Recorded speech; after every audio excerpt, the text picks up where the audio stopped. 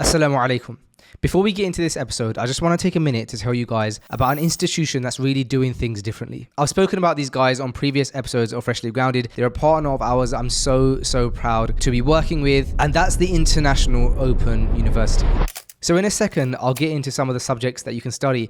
But first, I want to tell you what I love about IOU. IOU is an open university, which means you can study at home and get a bachelor's degree. The thing that makes it special for me is that they cater towards Muslims. And so it's something that they call Islamized education. Islamized education means that you can study secular degrees. You can get a degree in psychology, a degree in economics, in finance and business, but it's taught in a way that's curated for Muslims. So the International Open University offers global access to undergraduate, graduate, and postgraduate education programs at incredibly affordable prices. Their mission is to change the Muslim nation and the world situation through appropriate Islamized education. They offer online degree programs in education, Islamic economics, banking and finance, psychology, Islamic studies, business, IT, and Arabic language. This is your chance to get a bachelor's degree that's taught by experts, but where you can learn anywhere, learn anytime, online from the comfort of your own home, and most importantly, with your faith taken into account and with authentic Islamic knowledge. Now, remember when I said that there's affordable fees? Well, enrollment opens up this summer, and if you enroll before September 1st, you get an extra 10% off from your first semester fees. So check out IOU at iou.edu.gm. And with that, let's get into this episode. It's Freshly Grounded, baby. We're back, baby. Not you, obviously. Your bro. Yeah. I was gonna say, Hey, Freshly Grounded, brother. We're back, brother. thank you for having me, bro. Okay, well, so look, here's what happened. Both you and I being great friends, more than anything else, you walked into my house and you said, I've ordered some karak. Yeah. You knew what the deal was. Yeah. And I said, so have I. Yeah. And so what's happened is we've ended up with two orders of karak just because we're both so thoughtful to one another. Great minds think alike, mate. And Yeah. Great minds think about karak a lot. That's true. Yeah. And so you went classic. I did. Philly. Yeah, give me an idea into your headspace, your thinking there when you decided to go for the Philly tea. Okay. That's a very good question, actually. So Okay. I went onto the Talabat app, as Sure. one does. Yeah. Right.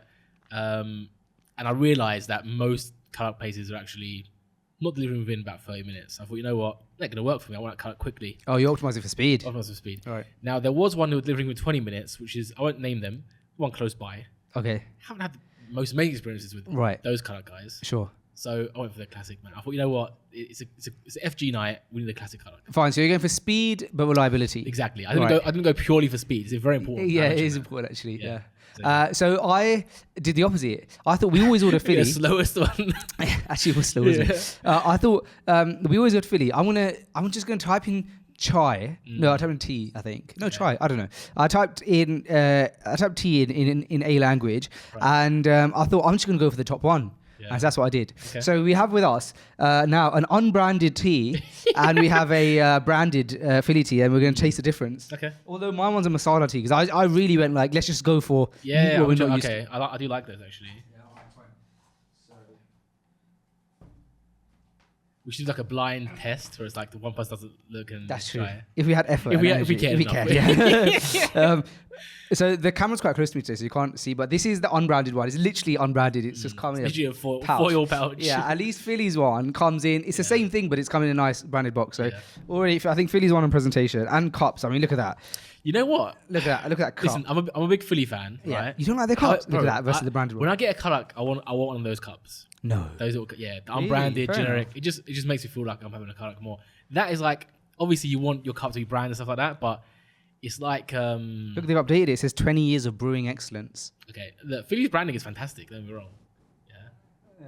And let's just put it this way: there's only been one tea maker on this podcast, as far as I know. No, we've done Oh, sorry. Chaiwala as well. Oh yeah, sorry. And Chaiwala's got great tea. Bro, And they've got great tea. By the way, we've also done chai.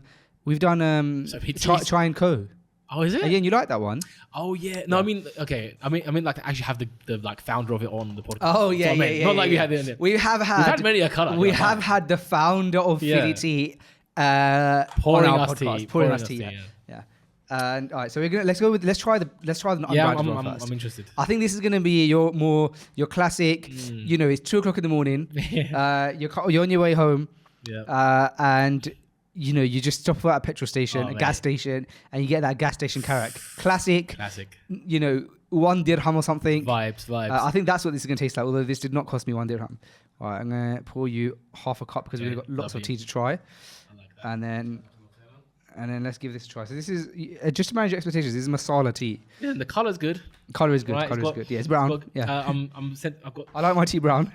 Yeah. notes of cardamom in there. Oh, it has got a nice smell to it. Oh, it's gingery. It's very gingery. I do like it. It's not bad. It's a tiny bit watery, I think. Yeah, Is it watery, right? bit diluted. It's very diluted. That's the Yeah. exact word. It is nice though. I'm enjoying it. Yeah. If there's no Philly in the room, Yeah, I would have had that tea. I think. Oh no. Oh, the spillage. Yeah, this is part and parcel of Kanak life. This is what happens when you order Philly tea. There will be spillage. There will be. Oh, but do you know what? I think the boxes might be a bit broken because there's a lot of spillage. Really? Oh no! I'm gonna have to open this. Because I'm gonna they're have so to open this generous. baby in the They sink. do Yeah. overfill because it's pure generosity. All right, you have to do something, Kaya, that I know you can handle, but I want you to know the weight of it. Fine. I want you to carry the pod while I clean this mess. I don't know if I can, but I'll try. You go for it, bro. Right. Okay. I'm shaking right now. All right, I'm just gonna review the rest of this tea basically. It is watered down. Listen, Faisal weren't lying. Yeah, it is watered down. I don't know, and I think I don't know the name of them, and that's gonna play in my favor here. They use too much ginger. That's what I'm gonna say. Too much ginger, and I'm a ginger fan. Oh, Right? wow. I'm a ginger fan. I'm not one of those guys who doesn't like ginger. No, you'll catch me having a ginger tea every now and again, but this is a bit too much. This is a bit too much ginger for my liking, and that's saying something. Yeah. Yeah, I'm looking forward to the Philly once Faisal remedies the situation. Right. The Philly carrot has been poured. Yeah, listen, just straight away. Really? Have you even taken a sip Have a sip yet? there. Oh wow. Oh yeah, there she is. Yeah, Right. So, Head and bro, shoulders do you know something else here? I use this chair to get a haircut. okay. I take it downstairs because I get my haircuts here at home, and it's got. I've just found it for the first time, and it's really spiky. Like my back, Really? even though I'm wearing a vest and t-shirt, and a thick t-shirt, I can still feel the spikes of hair as I sit on Because this. little hairs that go through the t-shirt, don't they? Do they? Yeah, you never You're- seen no, that? You're joking. No, You're joking. Nah, mate. Listen, I've You're studied pulling my it. leg. I'm really.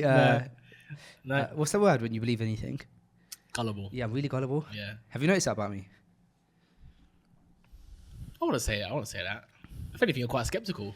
I am skeptical, yes. Yeah. Can you be gullible and skeptical? And I'd say you're a bit clandestine as well. Our favourite word on this podcast, clandestine. I wrote, Yeah, go on. I wrote our email. I wrote another email newsletter for Fresh Grounded today. I read it. Oh, did you? And I always try and have a bit of like a mafia tone, right? And I always am urged to I always have the desire to put the word clandestine in it. What's really frustrating about the emails is that we had an issue with our domain recently. So basically, bro, first of all, freshlygrounded.com, the website was very outdated. It had blog article. It had like a section for blog articles on the homepage. We haven't released a blog in years. It had, it said 4 million downloads. Your boys hit 15 million, bro. Rookie numbers. Yeah. So we're Half of 9 that. million short in there. I just had all these links that weren't working. It wasn't loading properly. And so I knew in the back of my head for a long time I need to update the Freshly Grounded website, but I never really had the chance or the time. And then this time around, I got some time. My kids are in the UK. I'm here by myself, so I got a lot more spare time. So I did the whole Freshly Grounded website in 2 days. And what was my point in all that?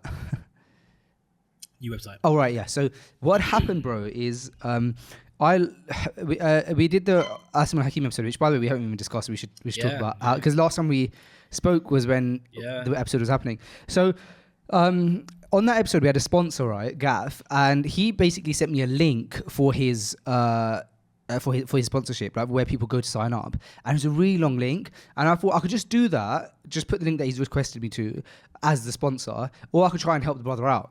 And so in my head, I'm like, let me help him out. And I was like, look, bro, this link's tough. If I'm reading it out loud on the podcast, people aren't going to remember it. So let me just have like have you got a short link? He was like, no, this is the link. So I was like, all right, fine. I'll create freshlygrounded.com/gaff. People can go there. So I said that. freshlygrounded.com/gaff, created it. Everything was working. Yeah. The next day I released the episode. And as I released the episode, Onali texted me. He's like, bro, your Freshly Grounded website is broken. And I was like, what? Bro, like a numpty. What I did is the domain is, I bought it on GoDaddy, but it's hosted on AWS. Right. And so if I need to change the name servers or anything or DNS, I have to change it in AWS, not GoDaddy. If I change anything in GoDaddy, then it would essentially overwrite anything that happens on AWS. So I didn't think about that. I just was like, let me just create him a link. Went on GoDaddy, freshlygrounded.com, created a link for Gaff's thing, redirected it, like a 301 redirect or whatever, and just left it as that. And it worked fine. But obviously by the time it had chance to propagate, the next day I broke everything. Here's where it gets even worse now. And here's where it comes full circle to the email world. As you know, the Freshly Grounded domain runs loads of different things. It runs our community, it runs the email system, it runs the website. So it's important, it's connected to all these different things. And I broke all of it, right?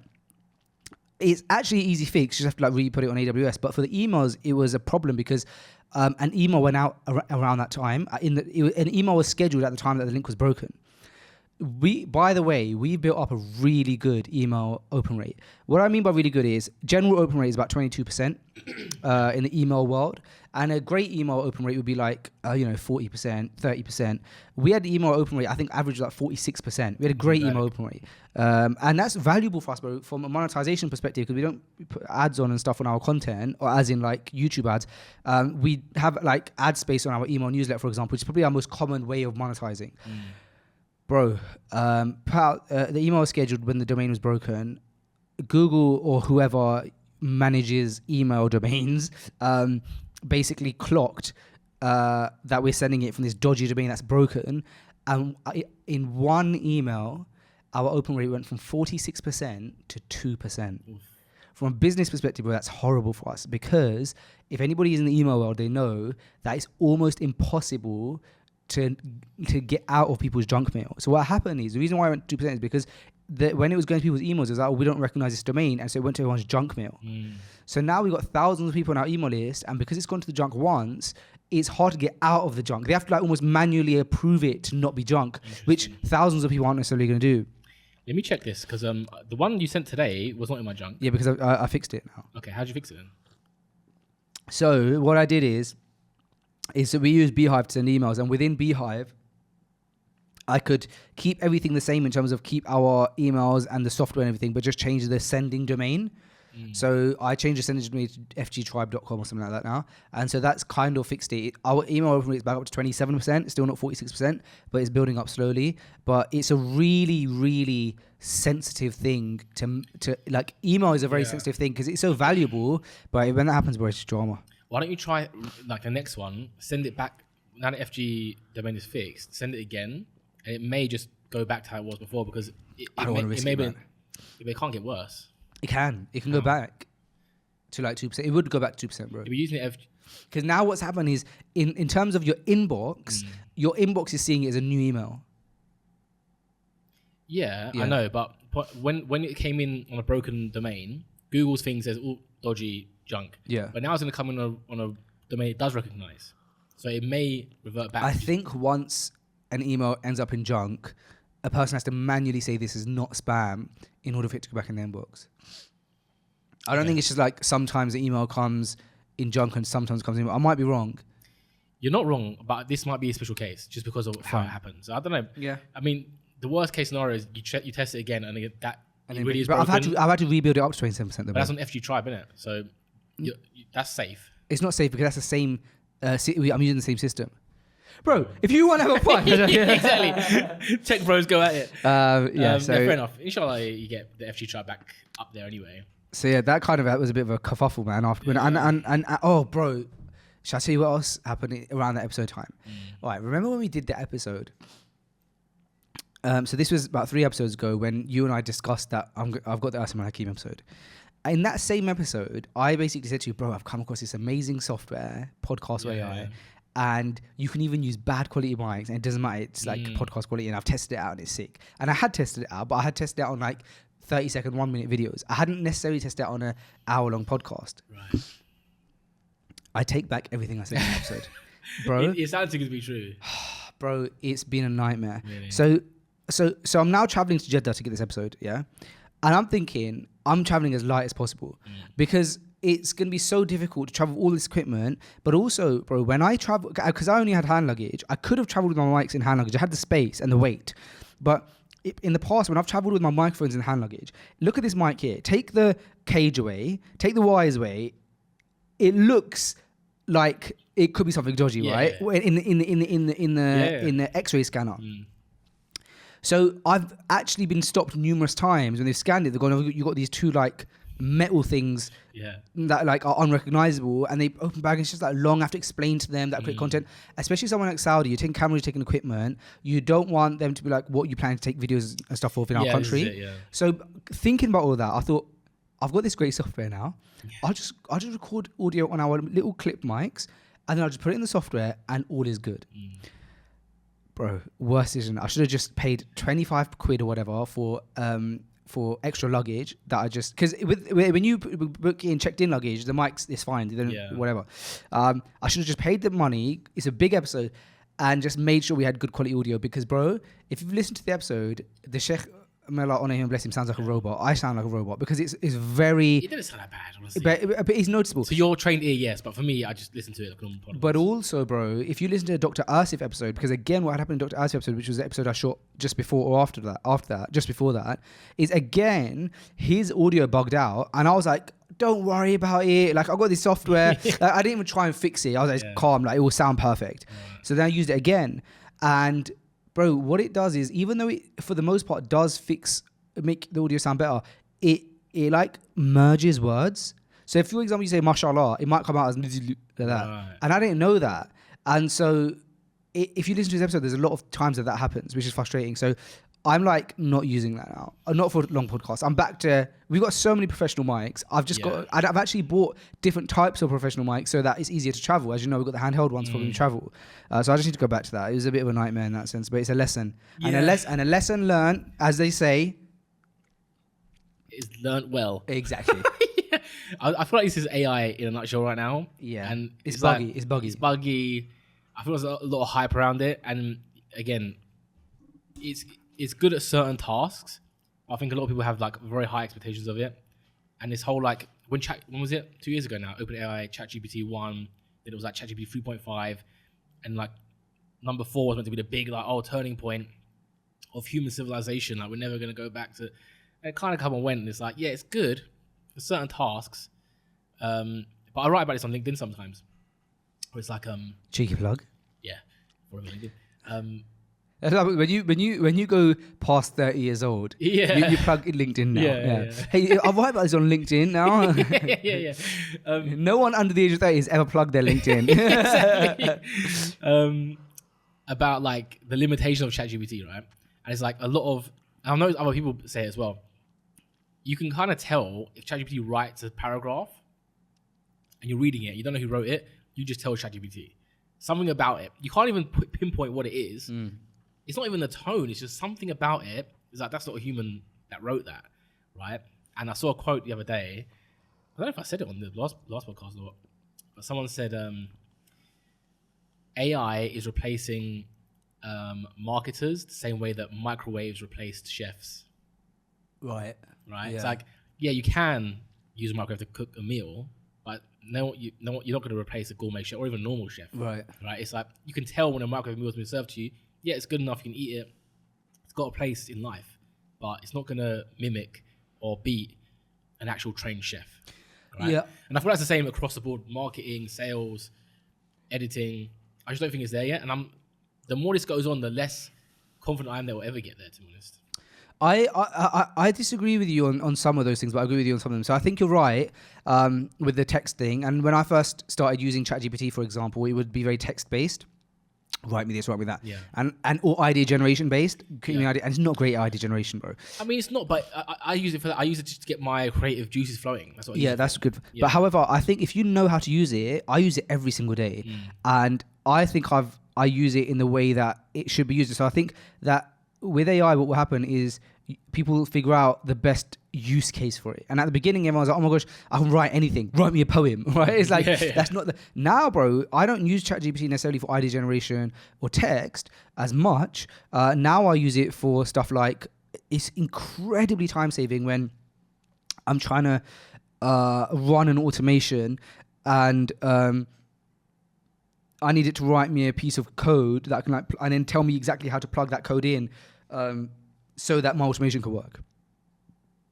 As someone who's not a coder, but understands enough of like the infrastructure of development, is very helpful in that regard. Like, write me this piece of code that like fix it, like connects this to this, or like I'm running something that does like that the end result is this, but it keeps telling me I'm getting like an API error. How do I fix that?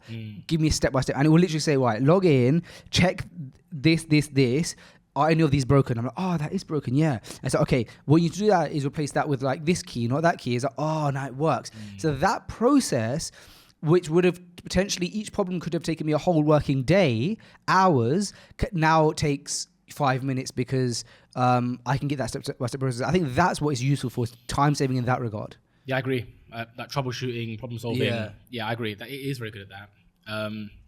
Again, in certain, like, I showed you mine today where I was using it to do my email DMARC, whatever it's called, right? That kind of thing where it's like... It's so helpful for that. Very helpful. Replaces Google much quicker than Googling it, right? Yes. But, again, we had this issue a few weeks ago where one of the WordPress sites that we helping to manage broke, and it wasn't like a...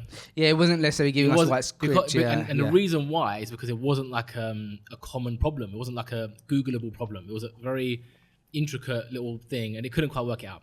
Yeah, it couldn't work it out. Not that we could. We eventually got around to it, but... No, but you would think that ChatGPT could work that out. Yeah, it didn't. And it so, didn't. Yeah. But a seasoned developer, if you could bring like a developer about 10 years, he'll probably figure out like 2 to 3 minutes. That's very true. You know what I mean? Yes, So, very true. That's very true. Yeah, so I'm constantly reminded that like ChatGPT and any AI or ML, was it machine learning? What's it called? I don't know. Language learning model. That's the one, LLM. They can only ever be a regurgitation of what has been put into them or what's already out there. Do you know what I mean? So for troubleshooting common problems across industries, perfect for it. But it will never be able to like come up with new or innovative solutions to anything because it's only ever going to put out what you get in. Yeah, I see what you mean. It's ingested into it. So yeah, useful tool. I just don't think it's ever going to like replace highly skilled people. I do think that it's gonna forever now be like your best asset if you know how to use it, and therefore it's very important to learn how to use it because it's gonna be if you don't, there will be someone who does know how to use it who can do things like more effectively than you. That's why I I set my wife up an account on ChatGPT Premium and I taught her how to use it and I encouraged her to use it, and now she does use it and she's like the only one in her family who's like probably the most advanced with ChatGPT, right? And which is funny because she's not technical, but that was important because I'm like, the whole world is going to be using it and there's things that you can do more efficiently, even though you would think like, what would she need to use it for? It's actually been very helpful for even, bro, like, you know, you're doing things, you take a picture of it and you just say like, you know, or even things about the kids. I think the first time she's used it, she like asked for idea generation for like what to do with a 3-year-old at home or something like that. And it actually came up with some really good creative ideas of how you can keep them entertained without using the TV and things like that. So it does have good use case. And I think that everybody should make a point of trying to get their head around it. All types of like AI and things, not just like if people aren't using like, you know, cloud-based document things like, for example, like Google Docs and Sheets and stuff like that all can talk to each other and things like that. In some capacity, if you're not using things that can work well with each other, you're kind of missing out a bit. Yeah. Right? Yeah, you're right. Because there's just so much more speed now to how effectively you can do things. Even just the simple things like because I'm in the Apple ecosystem, if I add a reminder on my phone, it shows up on my laptop, which has been obviously possible for years and years and years. But not doing that would waste more time because now I've written down a reminder by hand, and then when I log onto my computer, I have to like write it on my notes app. Whereas if I'm in the ecosystem, it's all kind of connected. Yeah, you're right. And again, it's a tool. So my stance is it's going to be an increasingly powerful tool for people. I don't think it's going to replace highly skilled people. Right? So one example I sort of came across, there's a chef on YouTube. I always forget his name. He's got like 12 million subscribers, right? I think I mentioned to you once. I watch him sometimes. And he's like a, hugely popular trained chef, published books, da, da, da. But whenever he makes rice, right, you'd think he's got his own like sick recipe. He's got a certain way of doing it. He uses a rice cooker, right? Like Really, $20 rice cooker, right? I always notice that. And the reason being is because you can't really get better than a rice cooker. There's no quicker, better way to make rice. It makes perfect rice. It's fluffy, it's lovely. There's no skill involved. You just put the rice in with like the right amount of water, close it does it, right? I remember when I first discovered a rice cooker. I've never used one, but I've seen him use it. Right. And like, I still do the old fashioned way if I'm ever going to make rice, and my wife makes rice. We do the old fashioned way, like the Turkish Cypriot way, right? But this guy, again, kind of like a ChatGPT, he's figured out there's no point me doing anything additional to this rice. It's literally making perfect rice in like 5 minutes. So he's a professional chef, but when it comes to rice, which goes in a lot of meals, rice cooker, $20 rice cooker. So I feel like it's going to be like that. You're going to get highly skilled people who are doing... Make things easier for themselves. Yeah, just like, it's going to be there doing these sort of, not mundane tasks, but these tasks that might be extremely important, but it's going to be part of someone's workflow, not going to replace it. Yeah, for sure. I agree, yeah. Rice is nice. Rice is nice. It is, isn't it?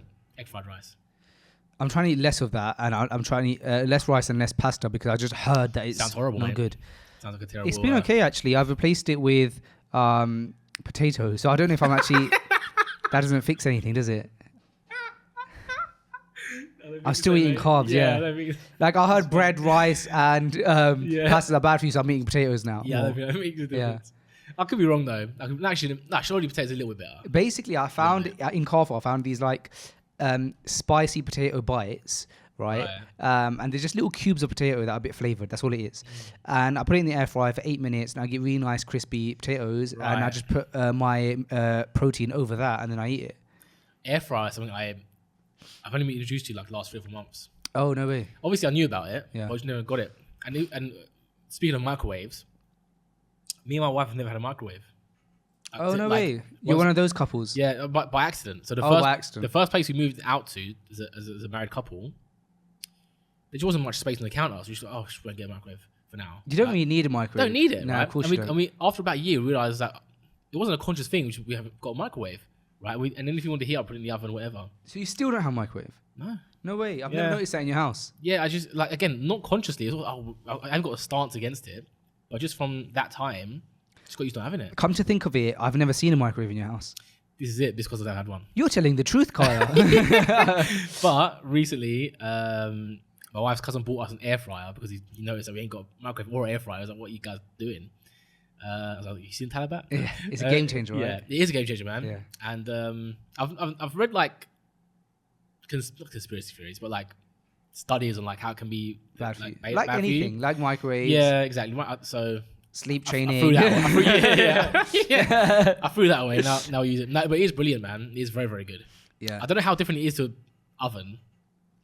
I don't know. Is it just like a quick oven? I don't understand the technicalities behind it either. It seems like, first of all... I'm quite scared by the concept of it. Like, what's going on here? Yeah. There's some things that taste just as good in an air fryer, like those potato bites. There's some things that don't. So an example of something that don't is fries. If you want to have some nice crispy fries, there people got all these hacks, put like 1 teaspoon of oil in it, tastes just like fried fries. But it does. If you want fries, bro, you got to pour oil into a deep fryer and put those fries in. And that's the only way you're going to get the satisfying French fries. What about... So my wife's cousin said reheating fries, right? So let's say you go somewhere. Oh, that's all good. And he said that's like, it's like they're fresh. I've not tried it. So that might be a hack. But I've never made like, fresh fries in it. So I don't know. You don't eat reheated food anyway. I don't eat food. No, you don't eat reheated food. No, go on, tell us, Kaya. Yeah. Tell us about your thing. Yeah, I will. I think reheated food. No. I don't, man. I'm a little bit... my stomach's not ironclad, put it that way. Right. So I'd rather, if there's like leftover food... You're a bit skeptical about food that's like been left out a little bit. So I'll... Which is fair enough. Yeah, I'd rather eat the food cold. What do you mean? So if it's leftover food... Yeah. And I put it's in the fridge, people will just take it out. Oh, should I reheat that for you? I'd rather actually eat cold. Oh, really? I thought you'd just only eat food fresh. No, so if someone's like... If we've got some leftover food, it's gone straight in the fridge. Yeah. That's fine, I'll eat that later. But I won't like I won't reheat it though. Like what? Let's You say like can't chicken. have a cold curry. Oh yes, you can. No, It's brilliant. is that even good for you? Yeah, I had a cock- Oh, well, the comments great are for gonna be cooking. Oh mate, Bro. good. Let him cook. They're People in great. the comments are gonna be like, I mean, it's been years since I had a cold curry. Like, I'm talking about teenager here, Fine. but I've had it for sure. Great, fine. very good. I mean, a sandwich, I understand. Anything, bro. 99% of the time, if I have leftovers, it's cold. Wow. Chicken, lamb chops, lamb shish. Yeah. Tastes great cold. Love it. Wow. Yeah. That's interesting. Yeah. I've been a bit put off like reheating food a bit since I've learned more about bacteria and how it works and how food can very quickly get bacteria on it. And you'd have to really reheat it properly to make sure the bacteria is off. And so since I've heard that, I'm always like, did I reheat it properly enough? Yeah. Or here's the thing, right? Depending on my father-in-law, bro, he reheats things like until it's piping hot. That's fine. That's it. That's what you need to do, right? The problem being, let's say like it's rice. Yeah, rice is like a bad one. I've heard that. I've heard rice and pasta as well. Cheese. Certain types of cheese. Some cheese could be left out, but yeah, you're right. It can be bad. Anyway, but rice is a bad one, right? And noodles, things like that. There's a whole YouTube channel on this, which like feeds my fear on this, right? Right. It goes into like all these. This mum of two ate 4-day-old noodles and died horribly. And I watched that. But anyway, point being, rice. Yeah, let's say you leave it out for like 3-4 hours, then put it in the fridge. Let's say like 6-7 hours, just to be like go to full hog here. Even if you reheat that rice, that's still very dangerous. If you're piping hot, because it won't kill the bacteria that grew on it in those 6-7 hours when it was outside. Wow. So you can't. It's got to be. That's why You're scaring me. Yeah, I always put it in the fridge straight away. And if it's not, it's just not worth it, bro. It's like, bro, I'm not gonna. It probably Allah knows best, and Allah forbid, it probably won't kill me if it be out for a few hours. But I'm not looking to go like have like 3 or 4 days of food poisoning. Of course. For a bit of rice, I'll run eat it. Yeah. The risk seems the juice isn't worth a squeeze. Yeah. Speaking of dangerous, I had a meeting a few weeks ago. I had a meeting a few weeks ago with a danger man. I had a meeting a few weeks ago, right, with this guy, and one of his companies is that he has an electric bike company, and I was telling him we're speaking about electric bikes and scooters, and as you know, I had an electric scooter that I picked up from let's just say like a warehouse place, right, which does unbranded scooters. Yeah. And it cost 100 and it cost 620 dirhams. So what's that? 150 quid? Yeah. It was about 150 quid, and I used it for a year. It lasted me a year. It was great. This is when I first came to Dubai, and then it stopped working after a year. And then I went to get it repaired, and it started working again, and then it stopped working again. And then I thought to myself, at that point, common sense did kick in. I thought, this is an electrical item. Do I want to keep repairing something that keeps breaking? Like, is it risky? And I thought, do you know what? I've got a car. So I no, but actually at the time I thought to myself as well, I was like, because I was trying to like get a bit more fit. So I was like, and it was winter, so I didn't necessarily have a need to like go on a scooter. So I was like, it's better for me if I don't fix it so I can walk more. Yeah. And so I was walking for like a year and a half. And then a couple months ago I thought, I'm going to get another scooter because yeah, but I think it's just like it's getting hot, so it's easier form of travel when you're like going around the community and stuff like that.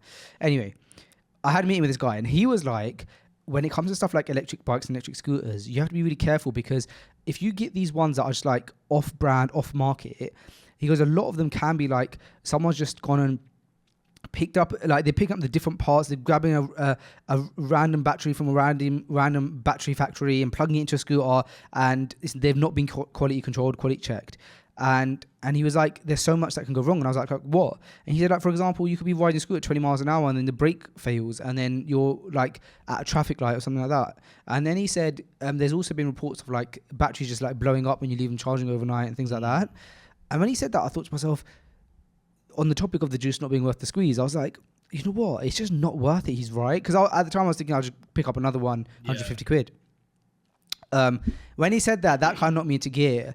And so I ended up buying a scooter, and I went to Virgin. Here, it's not in the UK. They don't really have Virgin Megastore like how they have here, do they? I know there's not like what it is here, right? No.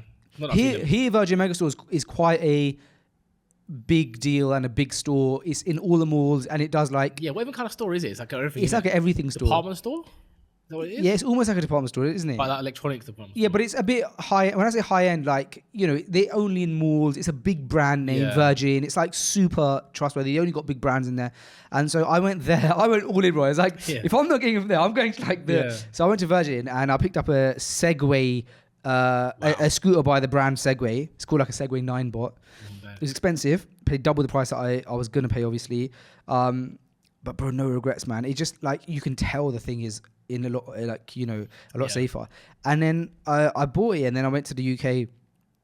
And in the UK, bro, I was telling my mum about this, and she was like, "Oh, there's this thing on the news right now about this guy who had an electric bike, charged it overnight, I think, and bro, it blew up, and he lost his wife and kids." And I saw his interview on the telly, literally as she was being by. She's like, "Oh, look, it's coming up now," and bro, he was just like, "I don't know why I'm alive anymore. I don't know why I'm living. Yeah. I've lost my wife and kids. I've lost everything I had." And sometimes, bro, in life, the bigger picture here is we make quick decisions thinking, oh, well, whatever. But some of those decisions are actually like quite big decisions, especially when it comes to things like the electric scooter one, right? Yeah. So, yeah, it's important to have a look at these things, especially when it comes to electricals. Yes, I've got Getting something a bit cheap, like... Well, yeah. So I've got the same one that you had. No, you don't. I thought you bought yours from a department store. Nah, mate. Your first one you bought from a department store? I've saw the first one. No, that got stolen, remember? Didn't get stolen. It got mistaken as rubbish. I've literally leaned it against my bin. I left it there, so someone took it when it was like dead, right?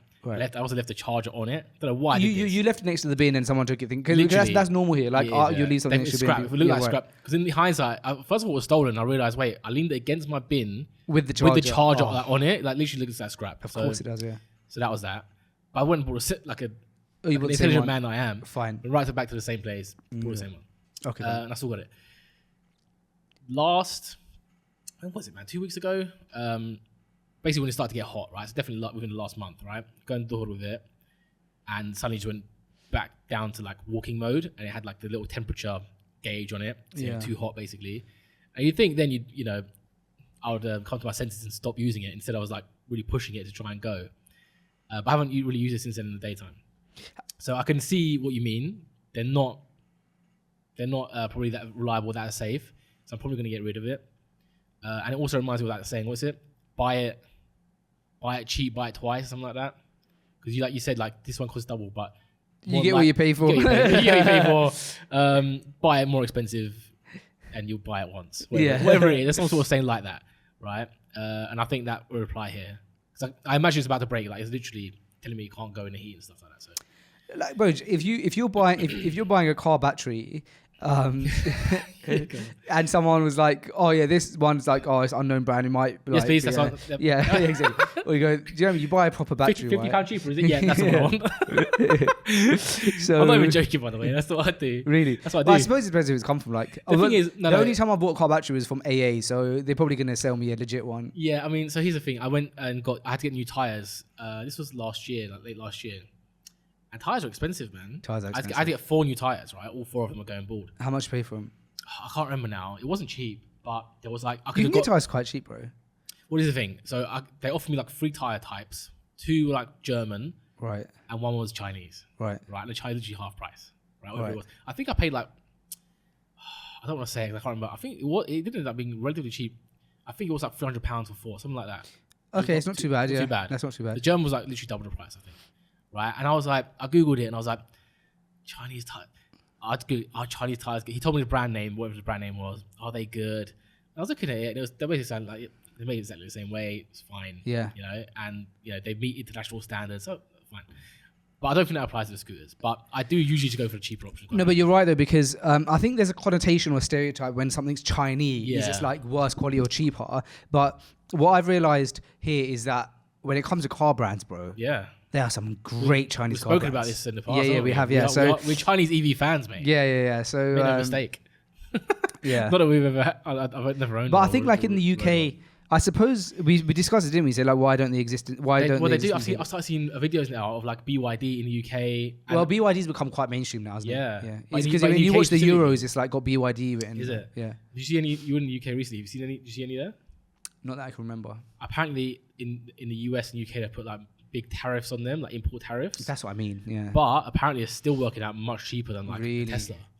So yeah, it looks like they might start dominating there as well soon.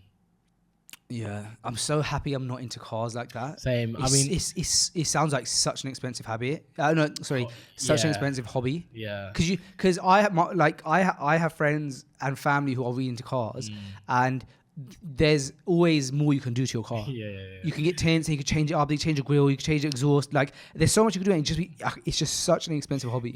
I'm so glad that I don't have that fit now. Yeah, same. Alhamdulillah. You just run with something today. I got a haircut today, and the brother was cutting my hair, and he goes, "Oh, what do you do?" Right? I said, "Oh," he said, "You were a teacher." I said, for some reason people think I'm a teacher, right? I said, "No, my work is online, right? Because language barrier." I said, "My work is online." And he goes, "Oh," he looked out the window, goes, "Pajero." He just looked at my car and said, the name of my car. but it was interesting because he was trying to see like, how much I earn by my car. I just thought that was very interesting. That is interesting. You know, he literally looked at. He wasn't doing it secretly. He just looked at Pajero. When I first, he wanted to place me. What's interesting about that is when I first moved out here, I had a chat with one brother who I really respect. He's in his 50s. He's established here. He's been here for 25 years, and he's really practicing. You know, he's always in the masjid, and he's very humble. Along Barak, he is in a really great position in a really big company here, yet he's very humble, and he has a good car. He's got a good car. It's not Ferrari, but it's a very nice, very upper class, a wealthy man's car, a brand. And I spoke to him about cars, and he said, "You know what? Here, having a good car is helpful. Yeah, is helpful, because." I guess I don't know why, because I suppose like there's an argument that feeds into the ego and like what you shouldn't expect. People shouldn't care, but at the end of the day, if you're in business, to an extent, there is a level, just like you would put on a suit, some nice clothes for a business meeting. There probably is a difference, controversial opinion probably, but in pulling up in a meeting in a you just break the set, everything, pulling up in a. I have to be careful what I say here, but in something like super like broken down versus like a respectable vehicle. So I'll give you. So he said that here that matters a bit more. Yep. Yeah, and I'm not saying you have to be riding around in a Lambo. No, you're not. But however, I will say this, right? But it's almost part of the culture here. Kind of. So what I'll say is, I went to a real estate launch. You're talking to a guy who drives a Mitsubishi ASX, bro. So I'm not driving a Suave car. I drive a Mitsubishi Pajero, right? Now, you're right. It is part of the culture to not necessarily have a good car, but you need to look after your car, right? And what I mean by that is, if you see a Pajero and it's like a nicely looked after Pajero or a nice looked after ASX, in other words, it's tinted nicely, maybe some new rims, it's clean, that goes a long way. I recently went to this real estate launch, and I don't look after my cars very much, unfortunately, right? I don't. They're clean, but like, for example, it's been almost 2 years and I haven't got the windows tinted, right? And that makes you've been saying for a long time. Windows tinted. I ain't got my Apple CarPlay, none of it done, right? Because I'm just like, this stuff I just procrastinate it and whatever. It's like less than half day's work. I know. It's ridiculous. You got to drive to Al-Quds, pull up to any shop, like, yo, give me AirPlay. Half an hour later, it's all set up. And they'll do the tint at the same time, probably. Yeah. But this is the kind of man I am, right? Anyway, point being, I turned up. You're lazy, no good. I am. So I turned up, and I see everyone else's car, not necessarily Lamborghinis or anything like that, but all looked after. Maybe some new rims. It's all tinted. It looks sleek. It looks nice. They've taken pride in their car. Yeah. Right? And I don't. And I think that sort of ties into what your friend was saying about turning up in a nice car. It is part of the culture here. I don't necessarily think that has to be an expensive one. It's just got to be a looked after one. My car, looking at it, I know if I just got some not expensive rims, just some new rims that looks nice and tinted windows all the way around, it looks like a much better car. Yeah, alloys can get quite expensive, right? They can. I don't think you have to spend a lot of money to get nice ones. But I'm not saying like diamond ones like spinning. I'm saying literally just new ones. That Pimp My Ride. Yeah, Pimp My Ride. Yeah, that'll go a long way. And I feel like that. It just shows you have a bit. It's a bit like dressing nicely. You don't have to dress in Gucci everywhere you go, but if you're like well kept and you're clothes are not ironed or they've got stains all over them is a lot better than coming up with the stains or with the unironed shirt. Yeah. It just makes you look. It's not necessarily pompous. Yeah. You should present yourself well, and I feel like that translates to cars a lot more here. Yeah, it does here. Yeah. Did you ever see the controversy around Pimp My Ride? I can't remember I've exactly. seen a lot of memes. I don't know what memes about it, but not controversy. I think it was something like they used to the car, like they would do it for the show, but then like the cars would like break really quickly and stuff like that. Let me find it. It That's was really surprising. funny. Yeah. Some of them put like a jacuzzi in the back. Yeah. They do like the crazy stuff. Crazy, it's like man. so unpractical. Look at this one. I don't know how legit this article is, but it says people online were shocked to learn that MTV's Pimp My Ride was completely fake. Pimp My Ride was one of the most successful shows, and it was all fake. Still can't believe Pimp My Ride is fake. Sometimes the truth hurts. What? But I don't know. Was it all fake? Some of it must have been. Some of it wasn't that bad. Some of it was just like it really was just a nice makeover. They like TVs in the back, so that must have been alright. Apparently, it's all fake. But the jacuzzi one couldn't have been real, man. No, those kind of things. Car. But what I read from the what I read from the thing was stuff. I think something like what was it? It's like in some way it was like just completely fake or messed up. Here you go. The show was nearly entirely fake. The Pimp My Ride show should have come with an asterisk. With the asterisk being, but only so it appears pimped on television, but in real life it's barely functions / could burst into flames. Okay, that sounds about right to me. Huffington Post spoke with multiple contestants from Pimp My Ride about their experiences, and they revealed the show often made their cars unable to function, took away additions after the cameras stopped rolling, and asked them to fake reactions. That's what I had heard. Right. Like one guy apparently was really upset with how his car turned out, and he needed it for like disability forces or something, and he just completely had to go. Here's a list of what the contestants recounted. Additions were made to the cars just for filming, then taken away before the owners drove home. Contestant Justin Deeringer said they took the drive-in theatre and the champagne contraptions out of his car. A rep for the show said a lot of removals were done for safety reasons. Contestant Seth Martino said a lot of his additions didn't work once filming stopped, including his television screens and gull-wing doors. Co-executive producer Larry Hochberg said they had a tow truck driver on hand to help with more serious problems the cars had. The contestants who spoke to Huffington Post complained about the mechanical functionality of the cars. That's what I thought. For the most part, and then they called whatever issues. For the most part, it needed a lot of work done to making it function regular driver, which they did not do. They added a lot of extra weight, but didn't adjust the suspension to compensate. So but it was basically all for show. Yeah, I mean, that's kind of the whole point of the show, isn't it? Like Pimp My Ride, it is all for show. But yeah, that doesn't necessarily surprise me. But what was funny was all the memes. Do you remember all the Pimp My Ride memes? Bro, one contestant said... the exhibit memes. Do you remember those? Yeah, I remember the back in the day. These are like original memes, man. Very. One contestant said he was asked to break up with his girlfriend before the show.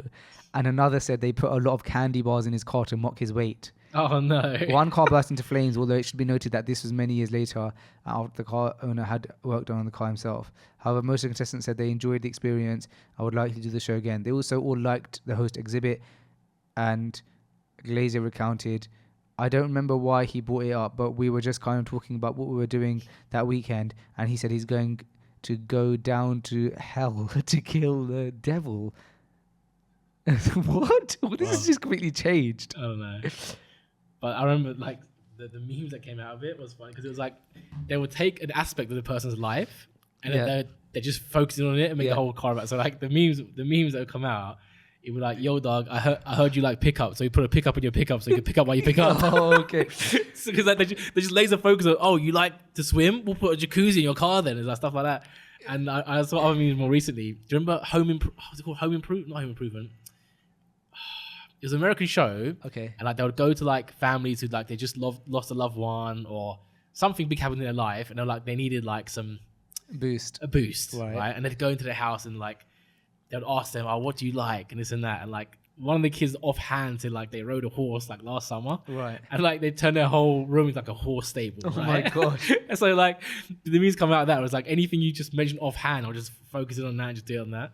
And I feel like people around did that as well. It's just like, yeah, we'll just put a jacuzzi in the back because you said you like to swim. I remember seeing one episode of Pimp My Ride where a rat came out of the car, and I thought to myself, that's quite unrealistic because the car is so small. Yeah. Like a rat wouldn't have been living under the like carpet for like. It almost felt like they put that there. That sounds fake. Yeah. Yeah. And then do you know what show I used to find interesting when I was a kid? Yeah. You know when like you're home, you're off school sick, and there's all that those dead daytime shows. Yeah. And one of them was like 60-minute makeover for a house. Yeah. And I always, and they, if I remember correctly, they would like paint the picture as if the person has like left the house for an hour. As like in an hour, they renovate the whole house. Like 15 minutes left until the person comes back. And it's like, now you're older, you think there's no way. Yeah. Like, I painted a wall the other day and it took, and it was a Years. small wall. It took like an hour to paint it, to tape it all up. And then I had to do a second coat. Like there's no way I would have done one wall in 60 minutes. Yeah. So even though there's like loads of people there, that was like probably like a few hours or a day, but the way they could probably get away with saying 60-minute makeover is because the show was 60 minutes, I guess. Right? The worst way. No, they definitely. I remember that show. They definitely made it seem like it was 60 minutes. They made it seem like it was 60 right. minutes. Like, 12 minutes. He's doing 12 minutes. Yeah. He's walking around the corner and they're still Yeah. like painting the top thing. Yeah. And obviously that's fake. There's no way because they did it over the course of like whatever days. And At least hours, but probably probably the whole days. day or days. Yeah, Yeah. 100%. And again, looking back at the time, we kind of knew anyway, but it felt nice to sort of think, oh, maybe it is. But there's cameras following the guy all around, like in the streets. Like he's obviously acting for the cameras a little bit. That you know, in the entertainment world in general, I feel like when we were kids, there was a bit of believability. Yeah. Right? I don't know if it was all just young or what. But Yeah, it's either we were young or there was still a concept of showmanship. yeah. Now, in the social media, the reality world, everything is like, even if, for example,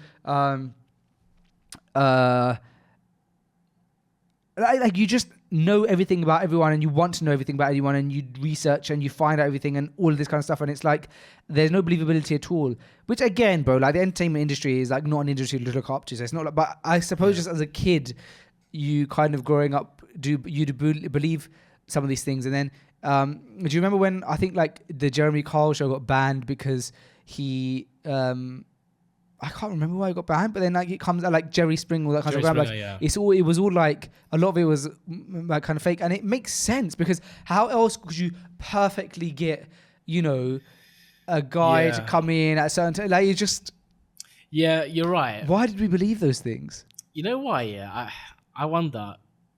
One, it's because social media wasn't there, right? I wonder. That's a big part of it. Yeah, I reckon if social media was there, it only takes one or two people to like say, take you know a what? picture when they're in the audience and like you can show that the wall is fake and stuff. Well, not even that. It was like, okay, you watch it and it's like you might think, that was a bit of, I don't know, did that really happen that way? Whatever. Anyway, you turn it off. That's done. Then you probably won't really talk about it again. But if it's on social media, it's like, guys, someone dissects the show and they go on like TikTok and they're like, guys, look at this point in the show. And they dissect it and that gets like 20,000 likes and it becomes a conversation and then it gets cancelled because it's fake. Do you know what I mean? I feel like social media accelerates things a lot more.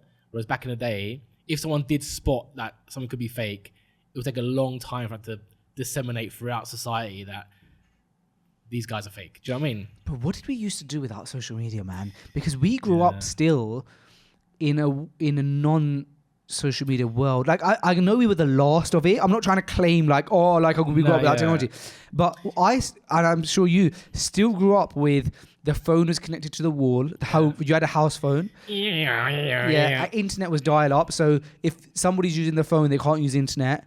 I wonder that sound I just made. How many people would no idea what I'm talking about? I don't even know what you're talking about. You know what I'm talking about? No. You don't know that sound? That sounds familiar from like the videos, but I don't remember ever experiencing that. No, I don't remember. No way. I remember floppy disks. Hold on. Don't gloss over this. Okay, fine. What was it the sound of? That's the sound of connecting to the internet. No, I don't remember. It might have been the sound of my connecting to the internet, but it's not recognizable enough. What you said, as in like the phone, if someone's on a phone, you can't use it. That's right. Right? Yeah. If you were on the internet once upon a time, Is that the sound that would be and I picked up the phone to call someone, right? That's the sound I would hear because you're on the internet. So until you get off the internet, I can't access the phone. And That's interesting. Like, or is it not even that? Is sometimes when you're connected, it makes that sound as well. Yeah, I don't know. So wow, the fact you don't know that is so interesting. I remember floppy disks, and I used to have a big box of floppy disks in my cupboard. I remember because and CDs. Yeah, and they were about 12 megabytes. Yeah, bro, one image file now can be 12 megabytes. It's so interesting, isn't it? And one thing that gets me right. Obviously, the quality is improved. Yeah, but I don't feel like it's improved that much. I remember looking at like pictures back in that, like remember the original Windows screensaver, the Green Hill. Pretty good quality. From what I remember, it wasn't pixelated. That was pretty good quality. Yeah. But I remember like if you put that, I don't know, that must have been able to fit on a floppy disk, no? But now it's like you can't even fit like a that picture anywhere like substantial. Do you know what I mean? Like it feels like files have ballooned far more than. Because I suppose they made it in complex ways. I think the quality is improved substantially, but I get what you mean by the. It has, but like my point being, like you didn't look at a picture and think, oh, this is so bad, I can't even look at it. It just looked like it looked like a hill. Do you know what I mean? Yes, the quality wasn't fantastic, but it also doesn't seem like it's gone. Like my point being, back then the 12 megabyte floppy disk would actually carry quite a few bits. That's true. Yes. Whereas now, nothing. Not even a single image. Of course, bro. I mean, why would you have a 12 megabyte drive now? But what interests me is in those. If I think back to those days, and I was still young, but I remember the days. Just a young lad. Social media didn't exist, or if it did exist, we didn't have it. MSN, because the first one was MSN was there, but you still wasn't in the palm of your hands. No, it wasn't there. No, and so it's like we still had things like you would go and knock for your friends, and then their parents would say, "Oh, he's not in. He's at after school club," and that's the way you find out. Yeah. Or there was definitely no delivery apps. You fancied something, you walk to the shops, you get your bike to the shops and you grab it. And I'm not saying I prefer those days, because I am, as you know, I'm a Deliveroo teleback guy. Yeah. But you do look at those memories fondly, don't you? Yeah, you do. I guess because it was just your childhood. It's your childhood, isn't it? Yeah. But going back to your question about like what we used to do, like TV was definitely much more of like a central part. Yeah, of it was lives. Central part of people's lives. You go to school the next day and talk about the EastEnders episode or WWE that happened, WWF back then. That's true. Or football. Yeah, and TV was much more central. Yeah, you talk about it the next day, I guess. Who Wants to Be a Millionaire? I remember watching that when we were younger. Tarrant, mate. Yeah. Top TV. You know that guy who cheated the system? Ingram, something. Charles Ingram. Okay. He's the one who, remember they were coughing and the audience. Yeah. He lives on a farm now. Okay. Yeah, I was researching him the other day. Interesting. So what happened to him in the end? Okay, so he got caught. Yeah. And he was part of this big ring of like trying to basically hack that show for a long time, and they basically hacked how to get the fastest answer so that you can get to the actual chair. Because remember, first it's like which chairs are going to play. Okay, they hacked that. The way they hacked it, I read about it. It said they basically figured out. I can't remember. They figured some system to hack it where you'd. That'd be tough because you don't know what questions are going to come. Yeah, it was. I can't remember. And they also hacked. They figured out a way of how to get on the show. Right. Yeah. And then obviously once he was on it, and then I think they were saying that at one point Chris Tarrant himself started thinking something's a bit off here. But it was when the staff were watching it back, and they noticed the inconsistency with the coughing, and that's when they realized. And then he obviously he never got his winnings, but he prior to that was also known for some scams and stuff like that, and now he lives on this quiet farm. I think he ended up maybe getting divorced, I can't remember, but regardless, he lives on a countryside farm and just like keeps himself to himself. But I don't think he's like poor. I'm sure. I imagine. I wouldn't be surprised if he caught like some interview opportunities out of that, just like how he did it. And apparently there was like a whole drama based on it. Really? Like I think on Netflix something recently. Nice, man. Yeah. So he would do. There's been a few people who've like got big on social media recently who have like some sort of criminal past and like they're telling and like or they serve their time or whatever, and now they're like telling the story from their perspective, and they've got big on social media. Yeah. There's been one guy who, what did he do? He was a school shooter in America. No way. Yeah, he was a school shooter, and now he's been on TikTok because no way. Yeah, he told the story. And he actually killed people. Yeah, he killed one person. Wow. Yeah. And what? Does he have fans? I can't. This is a few weeks or months ago that I came across it. There were people who I wouldn't say fans, but there were people who were sort of sympathizing with him.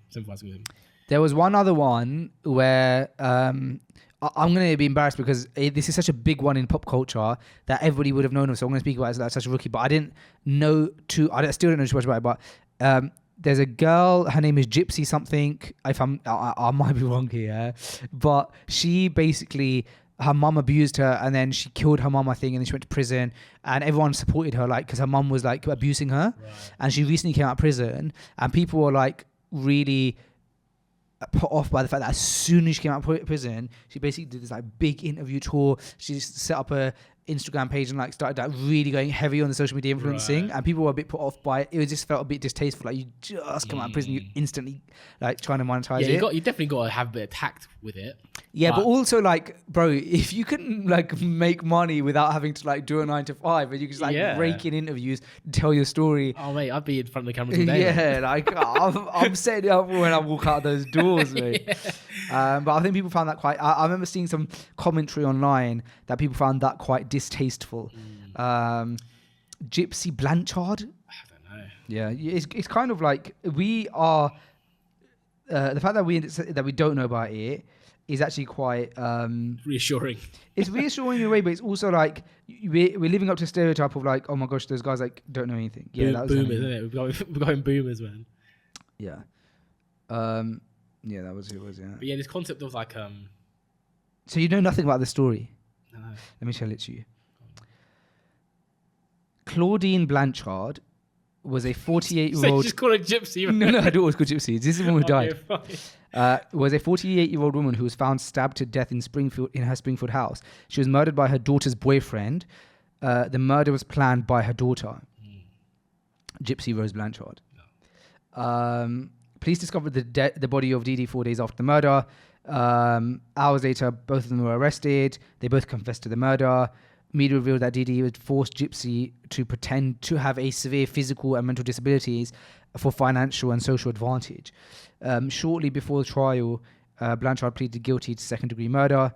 Yeah, so basically, she was like, her mom treated her like she was disabled, and she put, if I'm not mistaken, she would give her medication to like not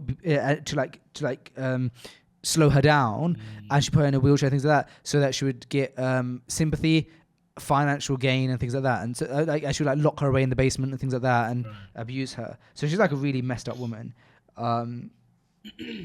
It's quite a weird and freaky case. It sounds freaky, but yeah, people will pick up on, like, you know, if you're just being not insincere, because I think people also here for insincerity. If you've got a good enough story, you can afford to be a little bit insincere and just be like, I just want the limelight, I want the money.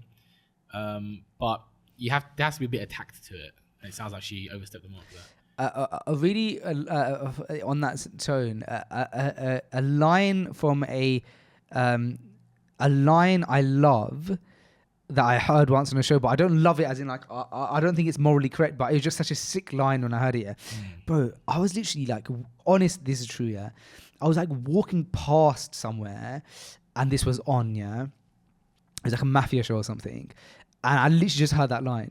And he goes, never let the truth get in the way of a good story. Okay. And I thought, as immoral and un-Islamic as it is, and I disagree with it completely, just from like a quote perspective, such an epic quote, like some guy, like a villain turn around and be like, never let the truth get in the way of a good story. It's like, and that's like a concept that people probably do, right? Like, of course, like, yeah. Like, and again, social media it is a big like drama. Yeah, it is a big drama. People like to tap it. So, you know, this whole if you heard of Bevo. No. Oh yeah. Is he the guy who like eats things whole? Yeah. But how dangerous is that? That's ridiculous. That's so dangerous, bro.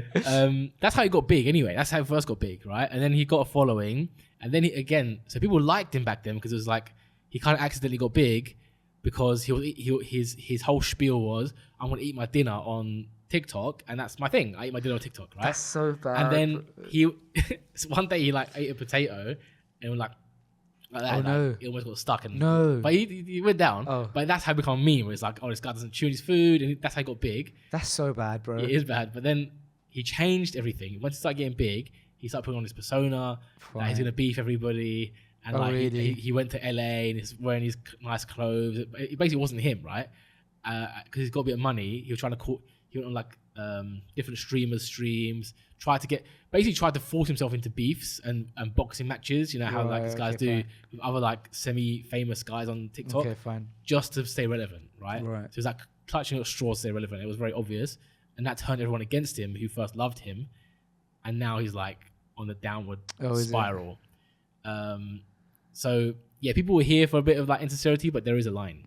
Ultimately, what wins in life is sincerity, honesty, good character.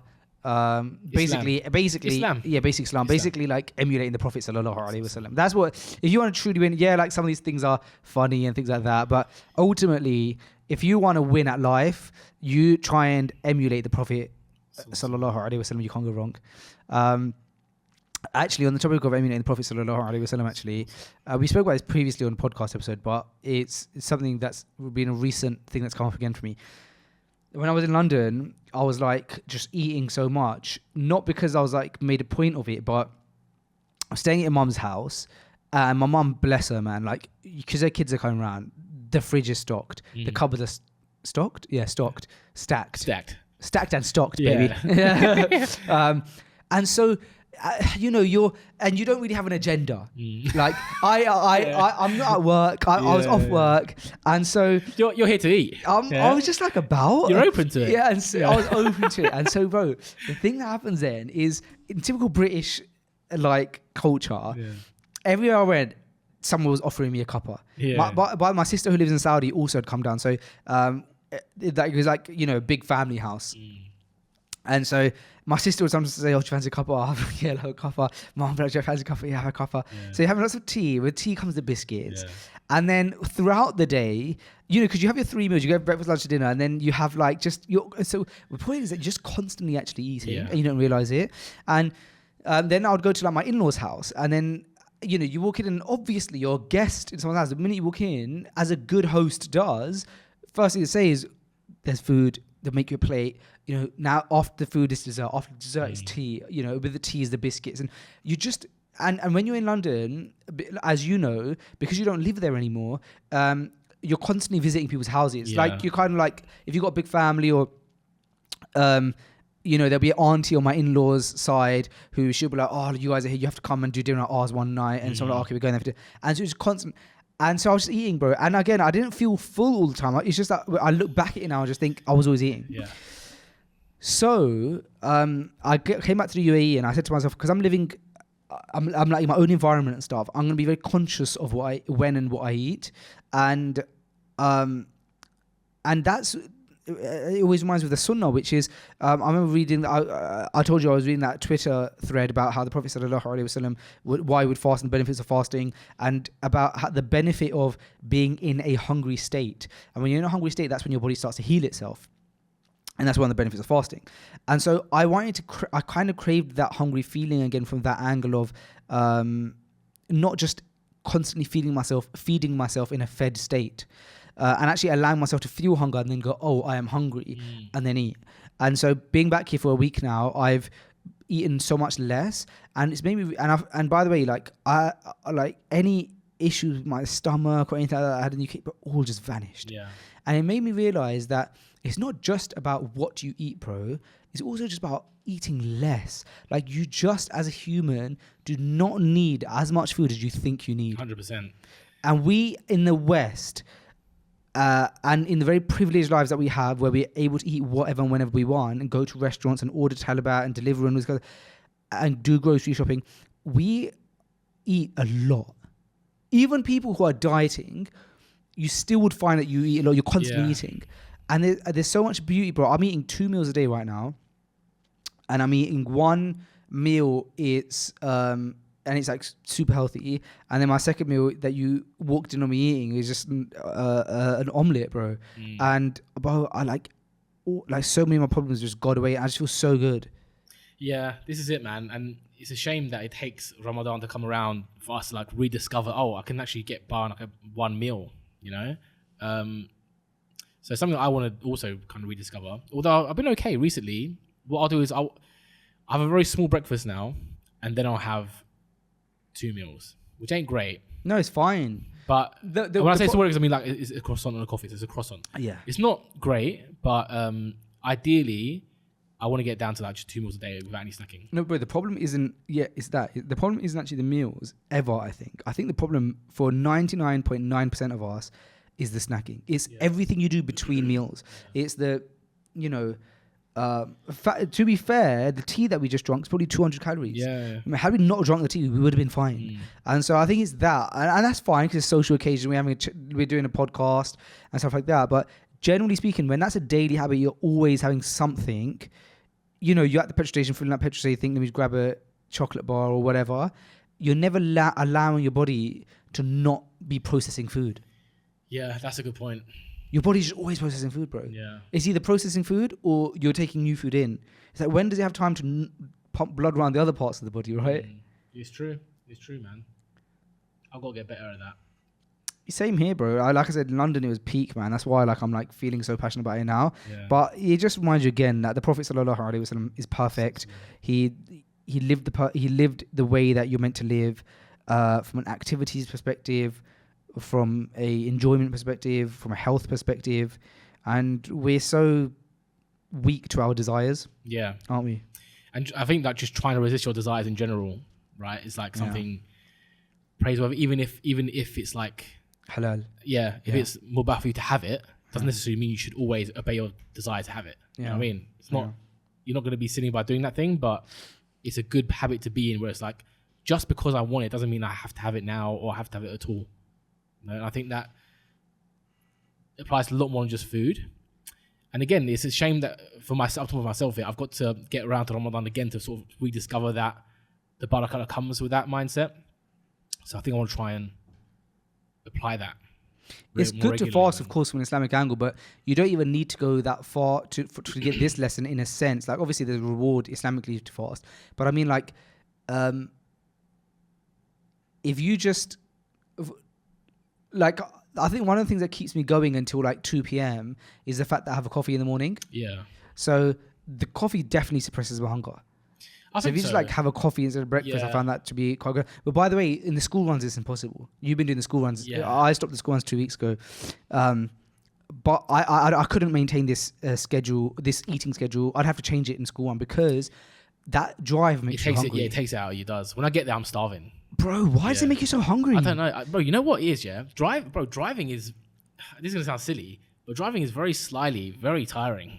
You know what I mean? No, of course, it's mentally draining because you're constantly and physically, because I mean, sometimes I'll do a long drive and it's like, wow, I've only been sitting down for an hour and a half, but I am like knackered. Man. Yeah. Do you know what I mean? But I remember in the UK there was a truck driver who lost a lot of weight, and he said that in my field, all you're doing is driving, and the way to pass the time and get a bit of enjoyment and dopamine is just constantly be eating. Stop at a drive-through, or when you stop at a petrol station, get a bunch of snacks, and during your 7 hour of driving on the motorway, you got some snacks to buy, and it kind of like keeps you going, and that's how you get really like overweight. And that's kind of like when I'm doing that drive to nursery and back, and it's, you know, an hour of driving or whatever. It's very difficult not to, when you get there, you know, grab breakfast or like do the whole day and then come home and eat after. Yeah, it's tough. That is tough. Yeah. And you're waking up early, and to get back, you can get back at like 2 p.m. That's a long time. But the weird thing is nowadays I'm eating my first meal at 2 p.m.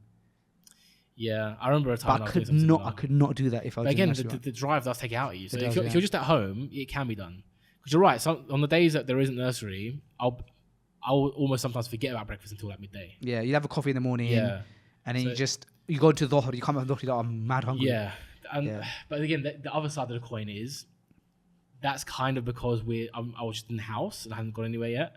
But on the flip side, you should go out in the morning. And again, this whole like concept of getting the sun on your skin and your eyes in the morning is important. and also just like steps. So being in the house was not good from that perspective. Like the ideal situation is, you stick to that, but in the first couple of hours you've been awake, you've gone for a little walk or something outside, got some steps in, rather than just like sitting on the sofa without any sun. Yeah. So you got to hit that balance, I think. So it's good. I think it's a good tone to end the podcast on. Yeah, go for a walk, will you? It's been an hour and 13. It feels like it's been longer, but we used to do 2-3 hour podcasts on FG. What's the longest that you and me have done? I don't know. We'll have to check. Yeah, I'll check. I think it was like 1 hour 50 something. Because I remember you saying you're keen on the 3 hours. By the way, Omar's keen to jump in more of these pods as well. I was doing, man. So he was going to jump in today, but he said he was knackered. Yeah. So we'll do something with Omar. 100%, man. Yeah. And I also just want to do like meet up, do some working together, co-working. Yeah. Yeah, I'm gonna get a co-working space again very soon. Oh, you're gonna? That makes sense. Yeah. I need it, man. Is there ones closer to your house, like No, DSO? Bro, we're looking so hard. Why don't you do DSO? You DSO can't. is not. It's I tried that one. No, it's not even that expensive. I've tried the ones there. I didn't like them. Well, they have co-working spaces. They were like one. What about private office there? That's an option. Because how much would you pay for co-working space? So I've got one that's, again, the good ones are about 25 minutes from me, which is not ideal, but I've come to the conclusion that it's still, I'm going to do it. That's far. Right? But it is far. How much is it? How much was the one before? They're charging, that one was 600 or 700 a month, okay, which is cheap. Dirhams, right? Dirhams. Yeah, And that's cheap. You're not and that was a business bay. Yeah, you're not going to find anything. Now, they're still about, those guys. I can still go back there, but they've revoked their parking. I used to get like free parking. Now it's not free parking. And I don't care about paying for parking, but I've got to park out across the road. It's just like, it's long. It's a business bay. I've got to park across the road, wait to cross the road. There's another one, my old one that I used to go to when I first came to Dubai. Not very close to me, but I know it's going to be empty after like 6 p.m, which I love. It'll be the whole building to myself, basically. And that's kind of the time you work. Yeah. Where sorry, next to where? That's in Dubai Investments Park. Where's that? Near where you live? No, not near where I live. No. It's towards Dubai South. It's kind of near me, isn't it? Yeah. Not far from you. It wouldn't be that bad for you, option for you, to be honest. And they, how much are they saying? They offered me 1,000 dirhams a month plus VAT, whatever that is. Is that off peak though? No, because I kind of asked this like a couple of months ago, and I'll just get back to them now. So I think that was their standard. No, but as in, like, do you have to be there in off peak hours? Oh no. Or any hours? He didn't mention that at the time. That's quite a good deal. Yeah, but now I said to him, look. Do you get private office? Not.